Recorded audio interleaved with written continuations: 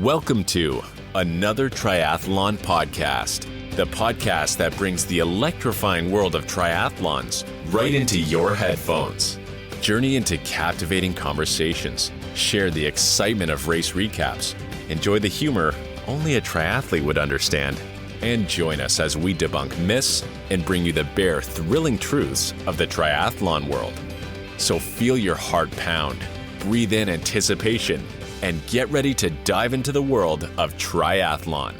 This is another Triathlon podcast. Enjoy the ride. Hey everyone, welcome back to another episode of another Triathlon podcast. Kicking off the year with a couple interviews. We had our friend Bob Babbitt, and now we're lucky to have Miss Carolyn Carter, the LA Triathlete, as many of you know her, but she does have a real name too. So Carolyn, thanks for joining us. Yeah, I'm so excited.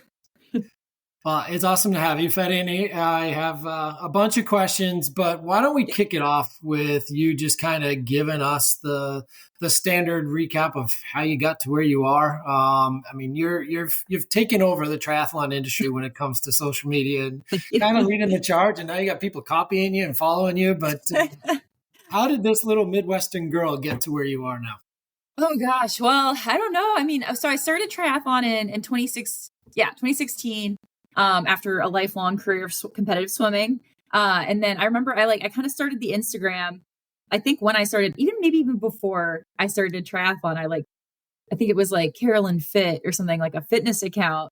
And then I never really posted on it. And then it was kind of just like, as time went on, I started racing more and more, doing more triathlons, really enjoyed it. And then moved out to California in 2019. And then I think, there's beautiful scenery here. No offense to Ohio, but there was just more opportunities to get content, pictures and stuff.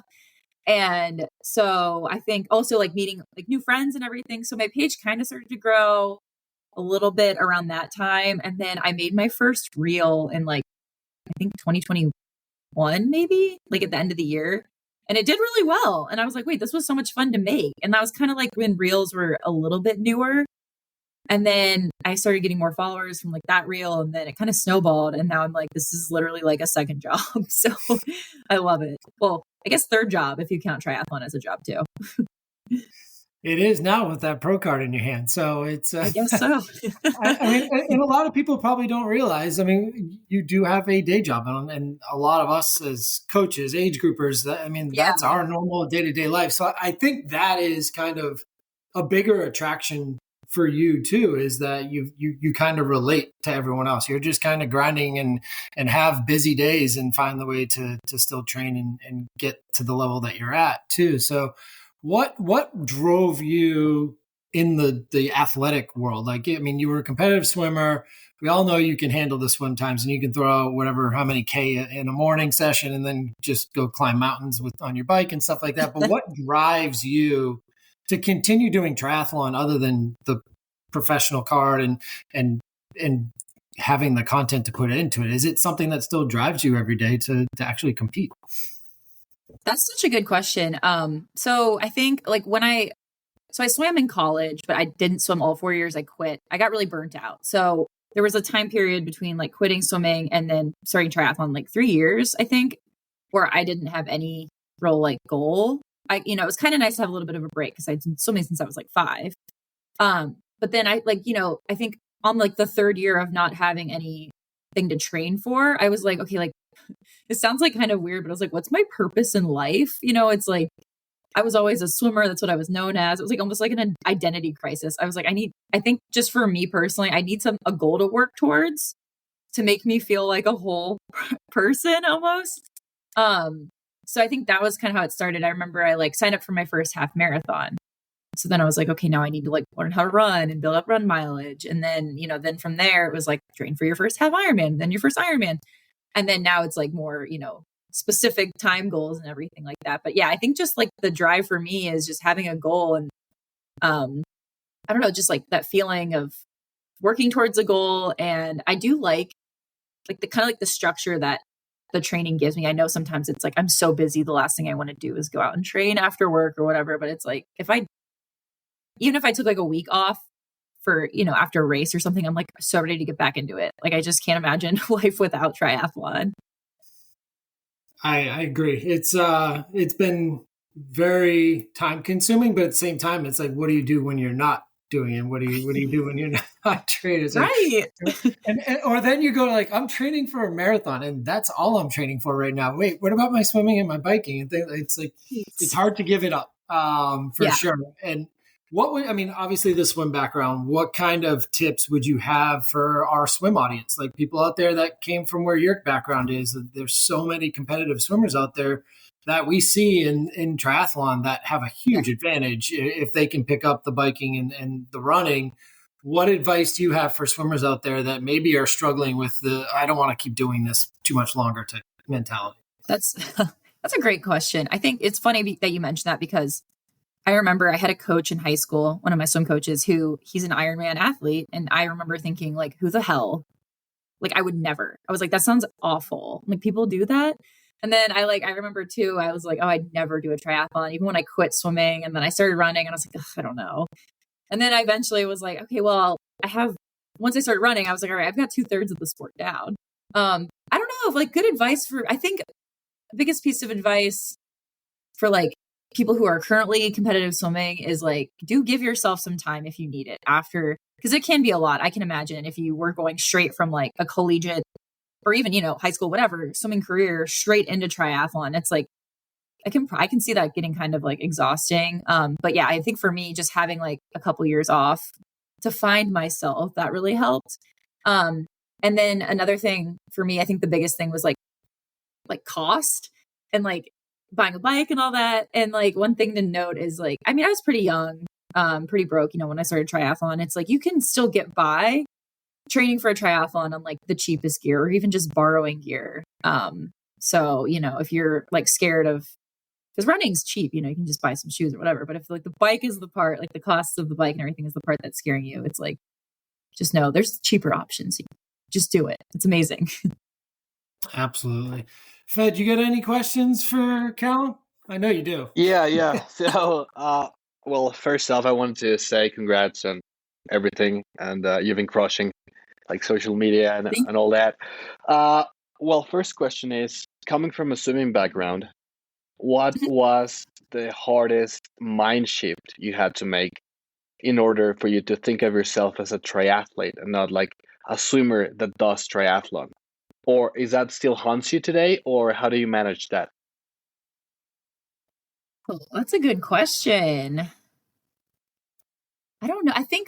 Seriously, for me, I think that big break I took helped that transition. I do think I still think of myself as a swimmer who does triathlon. Because like, my bike times are pretty good, but my running's not this, up to par.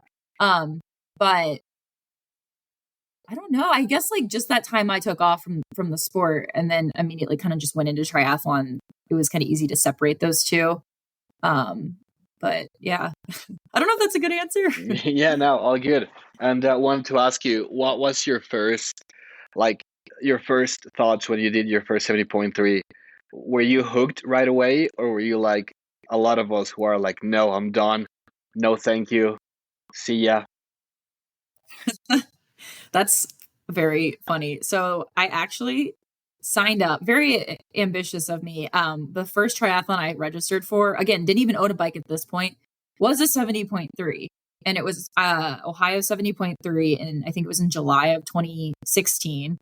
And I wasn't actually going to do a triathlon before then, but there was like this local Olympic distance that was like in June. And I was like, all right, I should probably do one triathlon before I do a whole half Ironman. So I did this Olympic, and I remember thinking like, I got to the run. The swim was good. Bike was a struggle. And then I got to the run and I was like, I can't do this. I was like, this sucks. I hate this. And I can't believe that in 1 month I have to do, twice or whatever, how much this is. Like, especially the running. I was like only doing 6 miles. And I was like, okay, I have to run 13 after. And I hadn't done any brick workouts at that point either. And so in that like final month, I had done some bricks. And I'm not going to lie, I actually was hooked after the 70.3. So the first Olympic was really bad. And then the 70.3, I was on such a high because I was like, not really sure that I'd actually be able to finish it. And And I had a pretty decent time for a first half Ironman. I think I went like 6 hours and 2 minutes or something. But I was just so happy I actually did it. I was like, all right, this is amazing. And then I think the next year I signed up for 3 halves. So yeah. Yeah, sounds a lot about like my story. I actually signed up to my first half before actually owning a bike, and it was not until my my nutritionist, she was like, you might as well do an Olympic before, because that's a good idea. And then but I can totally relate. So Yeah. yeah, it's refreshing to hear somebody thinking the same way and not think of myself like I'm a complete crazy person. So yeah. Well, I know it's so funny, like go ahead. not owning the bike. Like, I don't know. I was like, oh, I'll figure it out. And then it was just kind of like a scramble to buy a bike. And then I was like, okay, and now I have to buy the pedals and like learn how to clip in and all this stuff like so soon before the race. But you know what? I did it. So if you're out there and you are like, I want to do a triathlon ASAP, like, you know, it might be possible. Maybe I don't recommend it. But. You have to share with us, when was the first time you fell off your bike? Because we've all been there. Was it on clipping? So literally like knocking on wood so much right now. I've made reels like joking about like falling over at lights, not being able to unclip, but I've actually never done that. I don't know how. There's been a many of time I've like leaned to the wrong side, but I always catch myself. But the first time I fell off my bike was kind of recent. It was maybe like 3 years ago. I was riding with my friend. We were riding next to each other, and we were at the Rose Bowl Stadium. There's like a 3-mile road that goes around the Rose Bowl. Tons of rides going on down there. And I remember like I was trying to go left back to the parking lot where our cars were because we were done riding. And for some reason, I think she was trying to go straight. And we like hooked, she's like a foot shorter than me. So our handlebars are like way lower. And like we hooked handlebars and then like both tipped over. And we're like laying in the middle of the road and all these cars were like stopped. It was really dramatic and I was totally fine. But I was like definitely more dramatic about it. But then after that, the Super League accident last year. Oh, yeah, exactly. Exactly. You're like, it's like kind of shocking. You're like laying there like, what just happened? And another time I hit a lip on a curb, you know, like instead of like coming in at a 90-degree angle, kind of went sideways and then like, yeah. Over. But you just like lay there. It's so shameful. Just like, God, this sucks. But yeah. No unclipping accident. That's impressive. Yeah. To teach myself. So I like had the bike and I hadn't ridden on, there was a really nice bike path system back in Cincinnati. So I always rode on the bike path, but I never rode on the road with like cars and stuff. And so this one lady who I was friends with, who was doing the triathlon too, the Olympic, she's like, we should ride together. And she like took me out on the roads. And that was also the first day I ever had clipless pedals. And so I was like, well, I better learn right now because there are cars, there's traffic lights, and I'm going to have to figure this out. And I think I practiced on the trainer before I like took the bike outside, just like learned the motion. But there's definitely, like I said, there's been a million times where I've been like, you know, like lean to the wrong side. And I'm like, I'm going to fall. And then somehow just like get my foot out fast enough.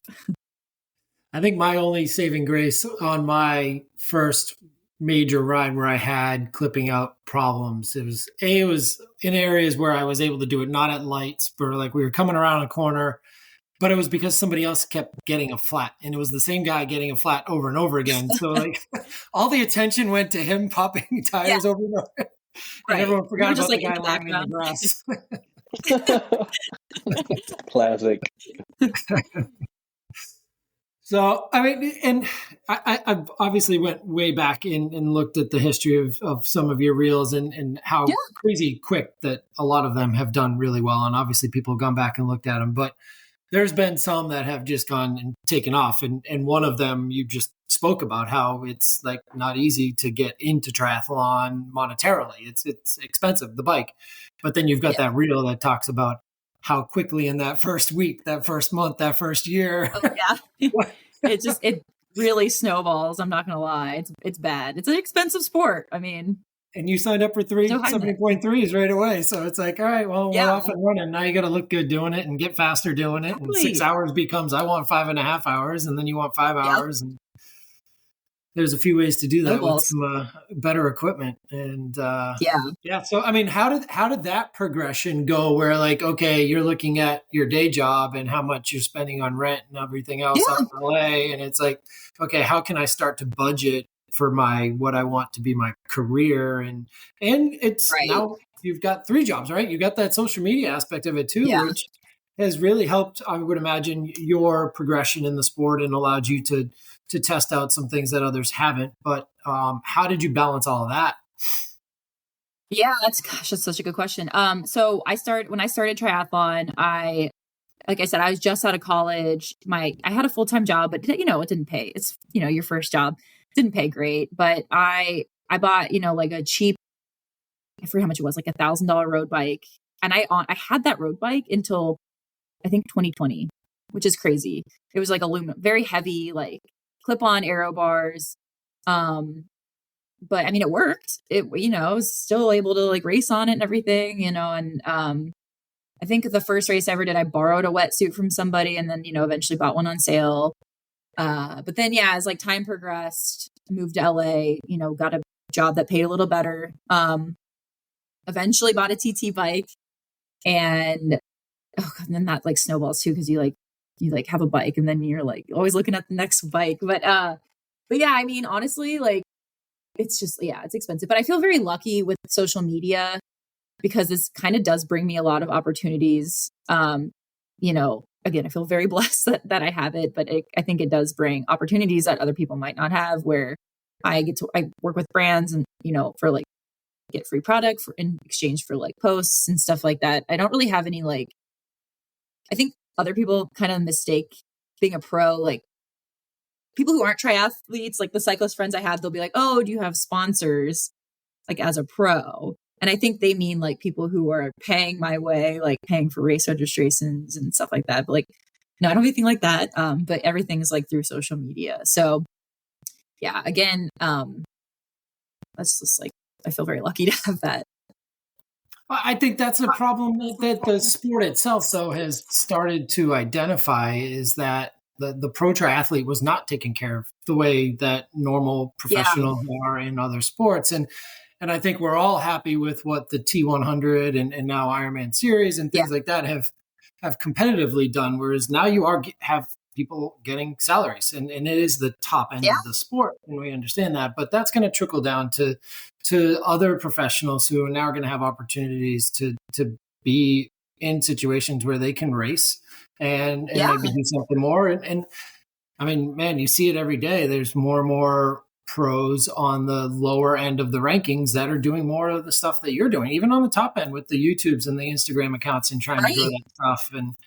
And it's a lot of work, and some of them have people helping them out. But for you, I feel like, I mean, I'm a small nobody who just kind of has fun doing and tracking my own training, but I know how much work goes into that. So, I mean, to get to the quality and stuff, like your normal day, like now, how many times do you post in a day? Like how much time are you actually spending on that? Or do you just like have it down pat and you have like, do you have a calendar of what posts you're going to be working on? That's, oh gosh, honestly. So it kind of depends on the week. So people ask that question a lot. So my job is 9 to 5. I mean, technically it's more of like 8 to 7:30 to 4-ish, because a lot of people are on the East Coast that I work with or Central Time, which is honestly great for me. That works out so well with training. But yeah, I mean, like for my like fun content, it's kind of like make it as I go. So like I'll come up with ideas just while I'm training, or like, just while I'm walking down the street, and I have a notes app in my phone and I'll like write them down. And then when I have free time, like Monday's my rest day. So a lot of times like after work, work's over at like 4:30 and I got nothing else going on. So I'll just like knock out like 5 reels, put them in my drafts, and then be like done for the week, which is so nice. And then sometimes inspiration strikes, and then I'll just do like a one-off. And then for like brand deals, and like partnerships, I definitely have to like plan those out in a calendar now, because there's some brands I'm working with now that it's like, it used to just kind of be like, oh, here's just like post one whenever you want. But now I'm like, they'll be like, oh, we're going to do a whole like series of posts where you're going to do like 2 reels this month, 1 reel this month. And yeah, it's kind of a lot like with that to keep up with. And then like my actual job and then training, I'm like, oh my God, sometimes I feel like my brain is going to explode. How did you coach? No. Go ahead, Fed. No, I was just going to say that's awesome. And I want to talk about the taboo that nowadays we've encountered, like there are so many athletes who believe that just because they are pro, that's the only thing they should be doing, Yeah. and not a lot of us have the luxury or are as lucky as the Jan Yeah. Ferdinos in the world, who grew up swimming their entire life and found the sport very young. Um, and social media is a tool to enable us to keep doing what we love and to actually promote ourselves in a way that some people can't. And I I just love the way that nowadays pros are doing it more often, because it's also a great way to connect with the audience and with athletes and making yourself more approachable in a sense. So I think it's awesome, and yeah, but I can honestly think that your schedule might be a bit too complicated with work and posting and training, and uh yeah. But yeah, I cut you off, Josh. You were gonna say, what were you gonna say? No, I mean, right along those same lines. I think it's and you talk about approachable, because I first met Carolyn briefly last year at Oceanside, and I know that race is one that you love, and I'll see you there and again Yeah. in 5.5 weeks. I guess we're getting there Yeah. close to now. So yeah, excited. we're all in that crazy build at this time of the year for Yep. that awesome early season race. Hey, what is your wager on this year? Are we swimming in the ocean or are we swimming in the marina again? Okay, so oh God, I don't know. It's been raining a lot. Like, I think that's the reason the water was so cold last year, is because of the amount of rain. I will say it's been raining a little less than last year. This is so funny. I say this as a swimmer. I should want an ocean swim because it gives me an advantage. However, I hate getting through the break.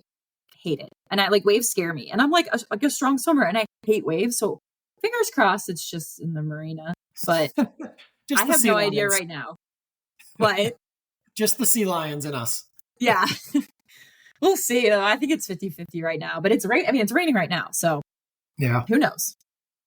No, that's just one of those variables that you never know until race. I mean, we found out last year race evening the day before. So Yeah. we'll figure that out.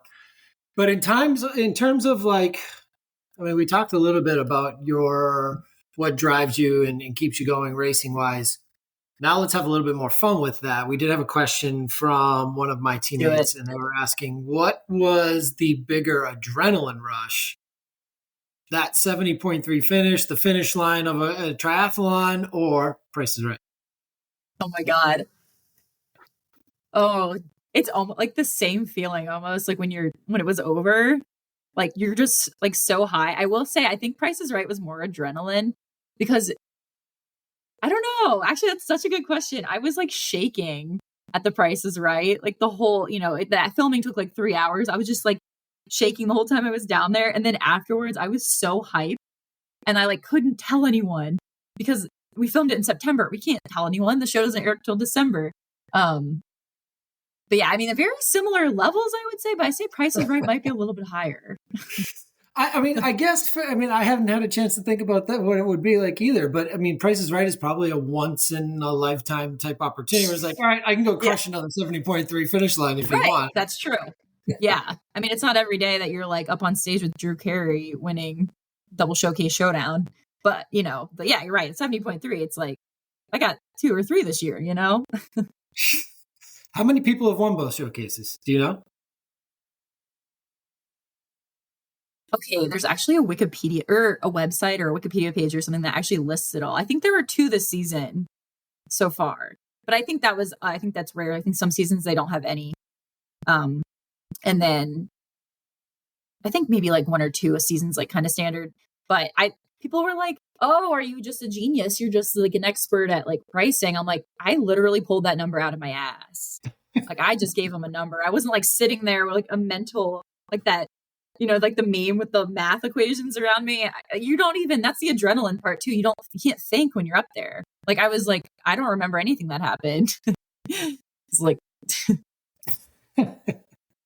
So, I mean, and we've all seen like the movies or the show, or whatever it was, on the people that actually did sit at home and like learn the system and stuff like that. So no, that's not what she did. She did get lucky and did win the show as we all expect to. So kudos to you on that. And Thank you.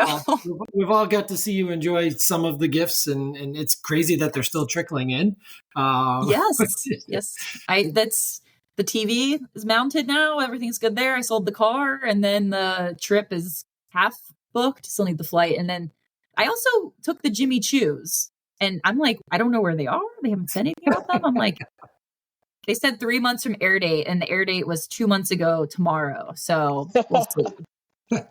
I'm like, literally every day, like checking the mail, because they also were like, yeah, sometimes the stuff doesn't have tracking numbers. It'll just show up. And I'm like, well, thank God the 86-inch TV had tracking info and people to bring it to my door. Unbelievable. I know, I still can't believe it. Literally the weirdest thing that's ever happened to me. Yeah. So what we talked a lot about your balancing of all these things. What does your actual training look like? When did you get your first coach, and have you been with that coach all along? And how does the training aspect of your world all operate? And you talk about having that rest day on Mondays, and a lot of people probably still have rest days and things like that. But what made you get a coach? What made you want to get a coach? And what keeps you going training day to day? Yeah, so I never had a coach until I got my pro card. So that was May of 2022. Sorry, got my dates all messed up. Yes, May of 2022 is when I qualified for my pro card. And then I wasn't sure if I wanted a coach, but I was like, okay, like if I'm going to compete against the pros, my running just has to be better than this. Like I'm not like going to do, I'm not going to be up to par with the people I'm competing against. So I hired a coach.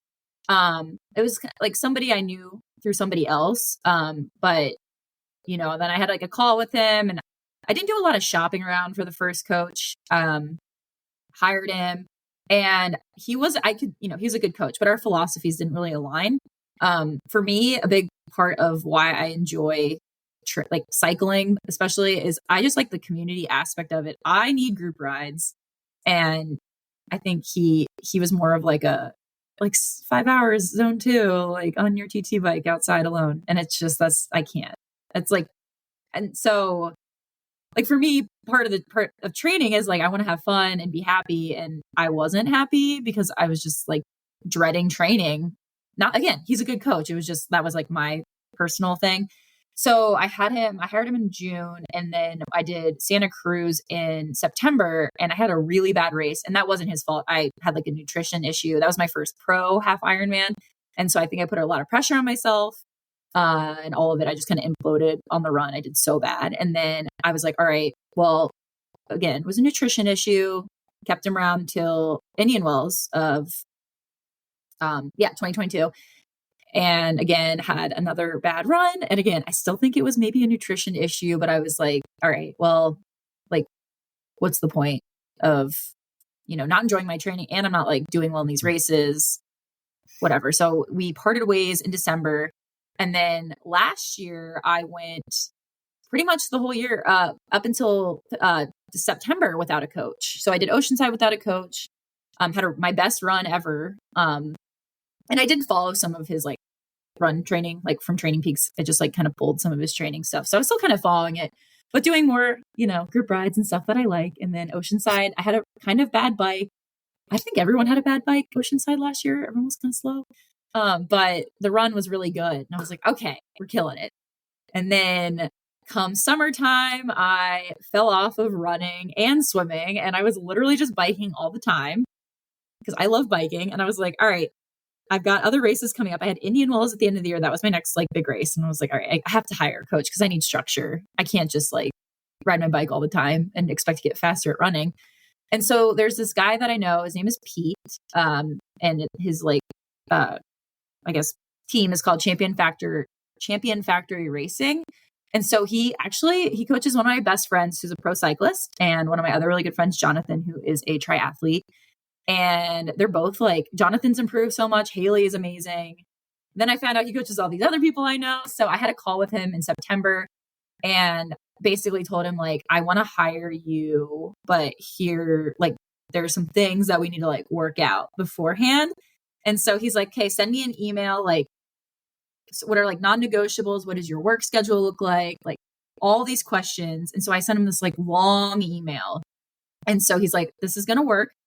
And he's like, we can work around, I'll still give you like 2 group rides a week if you want, but I require 1 ride on the trainer, intervals. And I was like, okay, I can give you one a week. And then if it like rains, maybe 2.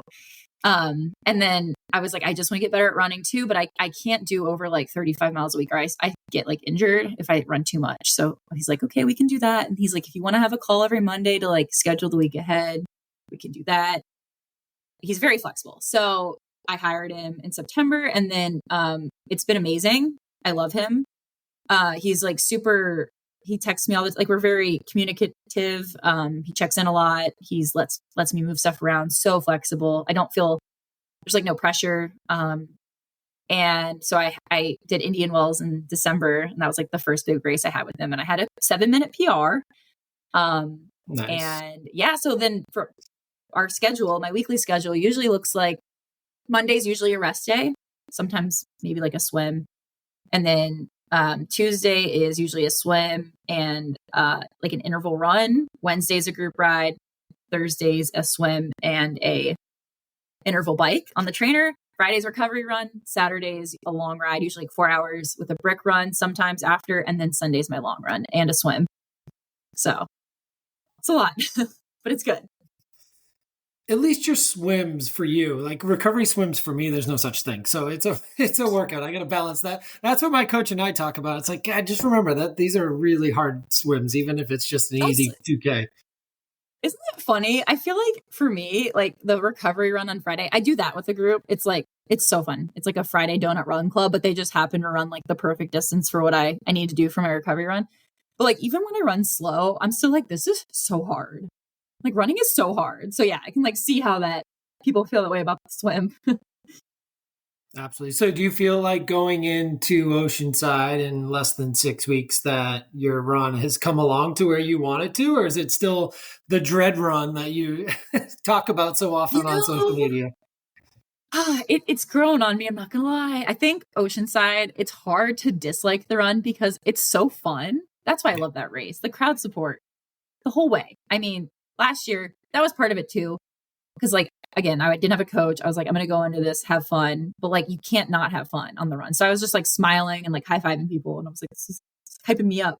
But yeah, I mean, I don't know, my like latest interval runs, he's had me do some hill workouts, which has been really good. I do need to work on hills. And then, but yeah, like my interval workouts I've been doing, I do them all at the Rose Bowl. So, on Strava, you can see like your segments and your PRs and everything. And like the last few runs I've PR'd like all of them, or like the whole loop around the Rose Bowl, which I probably ran 50,000 times. I like PR'd it during an interval run. I was like, oh my God, like who is she? I don't know. And like my heart rate's been, usually that's also like, like 195 average for like 6 miles or something crazy. But like all my runs, the heart rate's been like 160, which like for me, that's low. I'm like, this is, again, it could be the weather because it's cool out. I don't know. We'll see. Give yourself some kudos when kudos are due. Thank you. We were kind of hoping like you come on here and you're like, oh, I don't really like my coach right now. We're like, all right, come to Team Mana. We got some good coaches for you.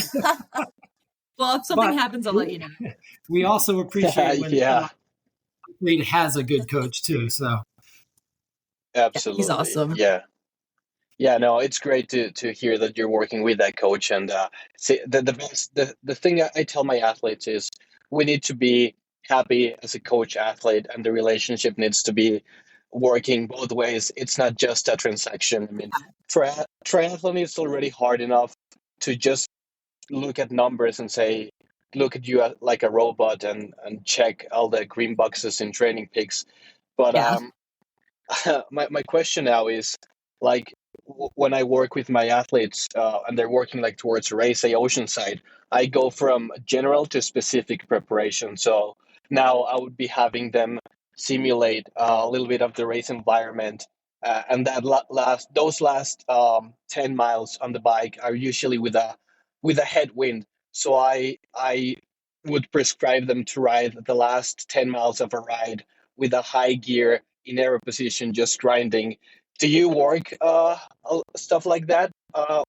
Like, say, getting ready for Oceanside, or Are you just more focusing on the power and executing the workouts the way your coach writes them for you? That's funny you say that. He actually put my training peaks in today for the week, and I'm just pulling it up. He, like, every workout this week was like, it's like run 70.3 ladder intervals, and then it's like 6 minutes 70.3. So it's all like very like focused on like the 70.3 distance. But I've never really like thought about that. I usually just kind of like follow, like, especially for the trainer workouts and stuff, it's kind of like I just follow it. But like I try to ride outside like twice a week. I mean, whether it's a group ride or not, but lately I've been doing my like 4-hour endurance rides in the mountains just because I know Oceanside's hilly. And so is St. George, which is the next one. So I'm like, that's kind of how I'm doing it. And it's not like he's telling me to. He's not like, go ride hills. But I'm like, well, I like riding hills. So I'm like, I'll just go do some hills. And then I'll be ready all around you. And, they're everywhere. I'm probably gonna see you at St. George then, so that'd be fun. He put in that's another thing. For Sunday's run, he put in it's like 2 hours, but then all caps, he's like flat. I'm like, sir, he lives here in LA. I'm like, where? I don't know. I guess I could go to the beach or something. That's flat. But I'm like, I live like kind of near the foothills, so flat is not gonna happen. It's a lot of laps around the Rose Bowl. Right. Even the Rose Bowl, that's the other thing. Like, I do my intervals there, but I'm like, one side is like slightly uphill, like 2%, and then the other side's slightly downhill. So I kind of feel like I'm cheating on some of the intervals, but then you've got to come back and do the uphill. So it balances out. It definitely does. And it's Oceanside training, the more you think about it, too, because I don't know how many courses in the 70.3 circuit are like Oceanside, coming down the ramps to the ocean and getting passed by people running 15 miles an hour. Yeah, I'm just walking. The last year I had, again, PR by far on the run for me, but I didn't even mind going. I think that was like my 4th or 3rd time doing it, and it was like I was dreading the ramps, but it's not the going up. Like going up, it's like fine, just little steps, whatever. But coming back down, it's scary. It's so painful, and I'm like, if I'm going to cramp, it's going to be right now. So I usually like on the second lap, honestly, I think I like walked or like very slowly kind of shuffled down the ramps. They're so steep. They are. Awful. They're definitely steeper on the way down than they are going up for sure. So yeah, definitely. And I mean, that's the thing too. Like you talk a lot about your racing and where you are in the professional ranks in the world right now. And the run is something, you've got to work on, and you get so many negative comments and all this stuff throughout. But we all see how positive you remain and continue to be. And like, where does that come from? Like, is that just naturally who you are? Or is that something like you and your fiance have to talk about, like, Carolyn, you got to be smart, you got to be happy now? Or is it just who you are? I think a lot of it is who I am. I think I've always been a pretty positive person, just like going through life. But I mean, I'm not going to lie. Some of the hate I get like really does get to me. And it takes a minute for me to, at first, I think when I started getting hate, like when I first, the account started getting bigger, I'd start to get like hate comment here and there. Like it would get to me more. And now that I've like had the account longer and everything like that, it's kind of easier for me to just like kind of brush it away. Cause it's like, I don't know, if somebody's commenting something negatively about me, it's like, what does that say about them? And I don't know, but yeah, my fiance helps a lot. If I'm like, the one I posted about maybe like a month ago was that there was a Reddit thread where someone said something about me.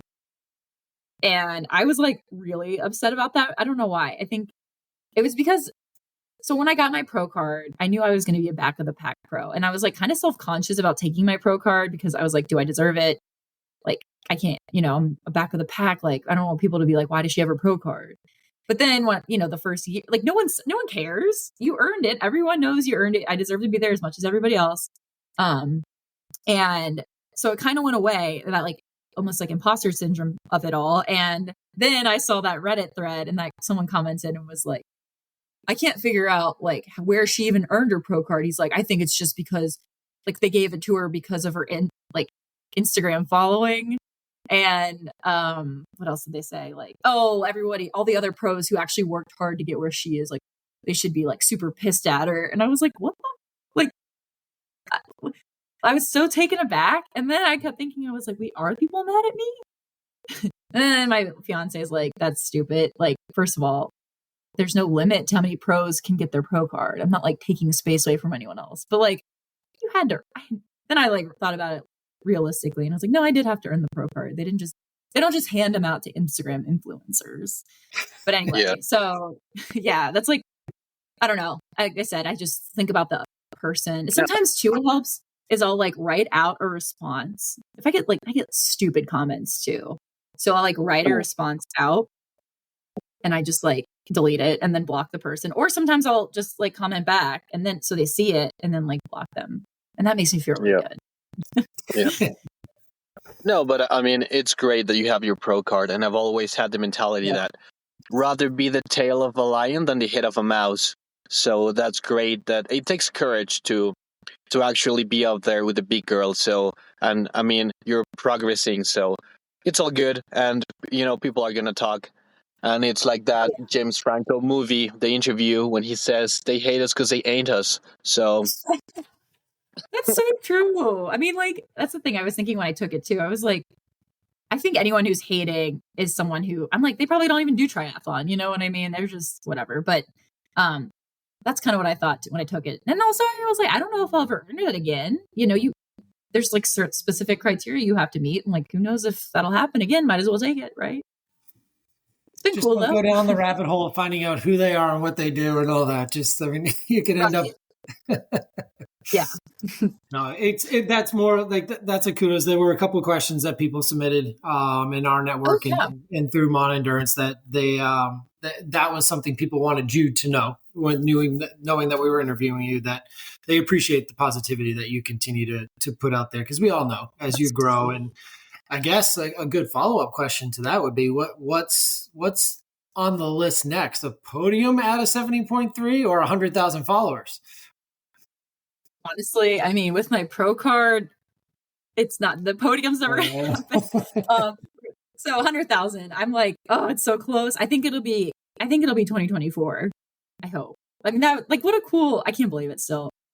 What a cool, like, milestone to hit. But also a 70.3 podium would be awesome. So maybe I'll just get like really fast one day. Or both. I mean, you can choose both. You're right. The same day. I mean, if you get on a podium at a 70.3, there you go. There you go. There you go. Imagine? Easy. That's true. That's true. I like get down from the podium, check my Instagram. That would be quite the day. That would be better than The Price is Right. I think that's going to be interesting, though, too, this year with the factor of the T100 and people chasing that. And we all know, like, races like Miami are going to have a ton of wild cards automatically right out the chute, because you have so many pros from Australia, New Zealand, who have already said they're not coming to Miami to race Clash. And then, okay, which Ironman events are people doing? And there might be some Ironmans. I don't know if you're signing up for ones that only have the pro or how you can enter without that. But when you do have a pro entry, it might not have that same pro field because of the Ironman series and maybe the top 50 pros chasing certain events that are worth more points. Whereas maybe you don't have that concern or looking at your schedule saying, oh, this is going to get me the most points this year.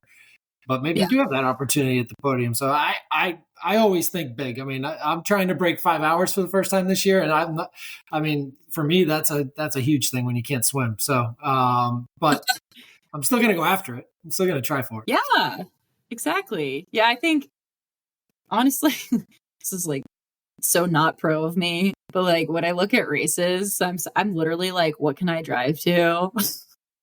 I'm like, what's close and what's before the wedding? But that's like, you got a lot going on this year. Yeah, I'm like, oh, let me just get it over with, and then first half of the year I'll race, second half we'll worry about it later. So we'll see. I'm kind of like, I'm excited for the wedding and everything, but it's like, man, I wish I had a few more races. But the Ironman released the rest of the pro schedule. Like sometimes they're kind of not slow, but they just like kind of do increments, and so they hadn't released past like August. And so I'm like, there's a potential I could do one in October. And then they release the rest of it. And it's all just like Europe. I'm like, well, that's not going to work. I'm bored and I'm going on honeymoon. So you can't race on your honeymoon? Right. Well, we're going to Africa, because the Seychelles, the trip that I went on The Price is Right, but we're also doing like a safari and stuff on our own. And there are a few in Africa. And I was like thinking about it, but none of them, they didn't line up with the dates. Sad. Yeah. Oh, well.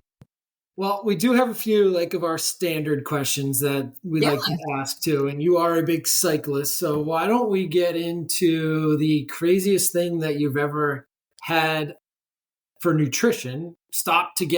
Ran out of food, whatever. What was the craziest thing you've ever eaten on a long ride? Oh my gosh. I feel like this is one of those things where I'm like, I can't think of it now. And then I'm going to think of it like in 2 hours and be like, God, I should have said on the podcast. Gosh, that's a good question. I mean, there's been desperate times. I've eaten like breakfast burritos. Like I'll sometimes I'll do this group ride on Saturdays called Montrose and it ends, it's like 10 miles. It's weird. It doesn't start where it ends. Like it ends 10 miles from where it starts, which is like near my apartment. So anyway, I do the ride, but we like, sometimes a group goes to breakfast and we're all starving. So we all get like huge meals. And then I'll go to like this bakery next door that has really good pasta salad. And I've like brought it home, like in a grocery bag, like not eating it, but like riding home with this little grocery bag. But I feel like, I mean, there's been desperate times where you're bonking like in the mountains and you're like, sure, I'll eat this like weird, like banana or like half eaten or like something like homemade and like weird that's been in someone's like warm jersey pocket. When you're desperate, you're like, there's not much I wouldn't eat to get me through the rest of this ride. And I can't think of a specific example, but gas station in the Santa Monica Hills or whatever. So. Oh, I've eaten many a gas station snack. My go-to at the gas station is usually blue Gatorade or Coke. Depends on my mood. And then I really like just like sour gummy worms. That's always a classic. They're so good. That's a good one. That's a good one. That sugar just hits you. So how about when you do have to get on the trainer? What are you listening to? What are you watching? Are you just focused on Zwift, or what is your go-to music? What gets you through those zone 6 intervals, zone 5 intervals? What are you using? Honestly, I don't really, this is weird because I love listening to music when I run, but I don't really listen to it on the trainer. I usually put on a show because I think that better distracts me. So usually I put on something that I've like already seen, or like right now I'm watching Desperate Housewives, which I never watched like when it was out in the early 2000s. It's so funny. I'm like, this is a great show, but you don't have to really pay attention. So I throw that on, and then I have so that's on the TV, and then I have my Zwift on like an iPad. But like I'm mainly looking at Zwift, barely watching TV. So yeah. Gotta get that green check mark, hit those zones. Exactly. I love that when you got like repeats, and it'll be like 3 times through and you're like waiting for the little check mark to show up to like that you actually hit all your. I've had some workouts where I don't get the check mark. So, Oh boy. Not every day's a good day. Yeah. Fed, do you have any other last questions before we let Carolyn go? No. I think we're good. And it's been great getting to know you. Thanks. Yeah, this has been really fun. I'm glad you guys asked me to come on. So where can people find you? I think we all know LA Triathlete on Instagram, but why don't you kind of give us your handles? I didn't even ask, what do you use the most? Is Instagram what you use the most? Is it TikTok? And where are you and where can people find you? Just for those who don't. Yeah, so Instagram's LA_triathlete, and then TikTok. I wanted LA Triathlete because that's my whole brand, and some girl has it already. She's got zero like she's private, but she's never posted a video. So I'm like, I should like message her, try to buy her handle. But on TikTok, it's damn_it_Carol, damn it Carol, and then on YouTube, which. Okay, I've like tried to start it. I have like 4 videos, but I've been also kind of uploading shorts. All the TikToks, Instagram, and shorts are all the same videos. I just post them on all 3. But on YouTube, I think I'm also LA Triathlete, or I'm Los Angeles Triathlete on YouTube. So I can't remember which one. Send me what they are, and we'll get them up in the show notes. That way, perfect. for all of our followers. Sounds good. As we're trying to break 1,000 on Instagram on another triathlon podcast. So if you know anybody, ask them to give us a follow and give us a listen. I will. They now have a reason to. Yes, absolutely. And I'll share it everywhere when the episode comes out. Awesome. Well, we appreciate you coming on, and have a great rest of your week, and we'll see you in Oceanside. You too. Yay. So excited.